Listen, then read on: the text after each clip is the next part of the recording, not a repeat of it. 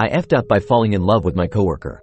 For some background and context, I am 30 years old, and me and my ex-wife separated last August after she had cheated on me one too many times. I should have left the first time, but it is what it is. Then, a few months later, I was ready to step out of my comfort zone and try my hand at getting back in the dating game. Around October, I reached out to a co-worker of mine who worked with a woman I was interested in. We will call her Addison. I asked my co-worker if Addison was single, as I had gotten an instant crush on her from the moment I saw her. She told that Addison was indeed single, and I should shoot my shot if I was interested. So naturally, I did, and Addison ended up giving me her number. Now, I was originally drawn into this woman by her beauty. We work in different departments, but we have the same job title. I had some casual conversations with her here and there, but we didn't work closely together, and I knew nothing about her other than she was the sister of someone I graduated with. What I'm trying to get at is that we didn't really have that much in common. Back to the beauty part, she is undoubtedly the most beauty-IFTUPL woman I have ever seen in my life. Subjectively, I don't think any woman could hold a candle to her in that department. Something about this woman just made my insides melt into a pool of jelly.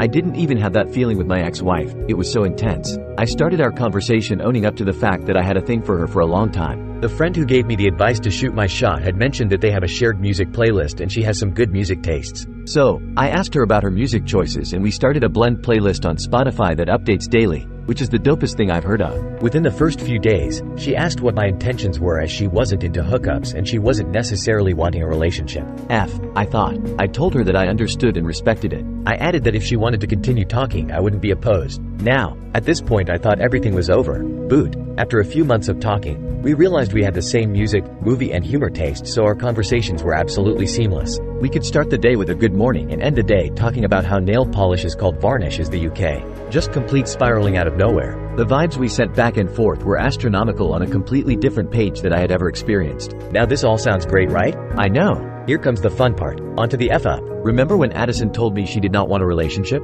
Yeah, me too. I ended up falling completely in love with Addison. Amazing. Well, I tried to act as casual as possible, still treating her as a friend. I had asked her many times to hang out, but as she is a single mom of two, she doesn't have much leeway in terms of freedom and had stated that she didn't want to bring me around her kids, which is a single dad of two. I completely understood. That all changed when the Irish celebratory day in March attacked. On St. Patrick's Day, Addison called me at around 9 in the evening. She asked if I could bring some glue to help her daughter with a craft she and her friend were doing. I told her that I could do it and went to the store. Swung by her place to drop it off, fully expecting to leave immediately. However, I was surprised when she asked if I wanted to stay and hang out. At this point it was obvious she had been drinking, but we had fun listening to music and just talking. She told me about her family history and how awful it was. She opened up about her motorcycle accident she had earlier that summer. This woman was certainly opening up to who she was to me, and I enjoyed every moment. She accidentally called me baby, ugly cried and snot drooled right in front of me. Alcohol really does some shit to you. She grabbed at my hand when I was leaving after telling me to let her know I got home safe as it was shitty weather that night.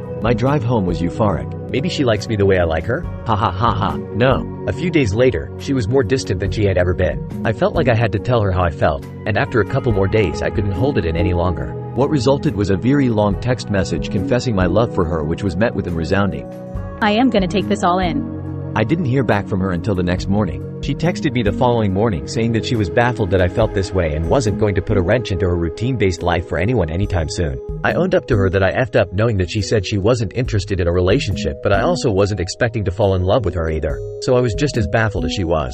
Now, we've gone from seamless conversation to one long text a day to each other, and from the looks of it, that's where it will probably end. I told her that if she wants to be platonic friends, I can, but I really don't think I'd be able to. I want nothing more than to be able to call Addison my girlfriend, but I don't see that reality playing out in this timeline. All I know is, I effed up a good friendship with an awesome person because I fell in love with her. Update. I'd like to address some common things I've been seeing in the comments. 1. My ex and I co-parent successfully. We haven't legally divorced yet, but our marriage was over long before we called it off. She and I are still very good friends, and she's fully aware of this situation that I put myself in. She thinks I am an idiot, and I completely agree. 2. I don't blame Addison in the slightest, nor do I have any ill will towards her. She was married previously and it did not end very well, and she has been single since. 3. Yo, I get it. Why the F did I text a love letter to her? Man, I wish I could tell you, but I went full send with it and crashed hard. 4. I agree that my infatuation with her blinded me to see how my actions would be coming off as love bombing and a big OL red flag. 5. I really appreciate everyone in the comments. I posted knowing I was in the wrong and wasn't expecting support in the slightest. 6. I fully intend to back off and leave her alone from here on out.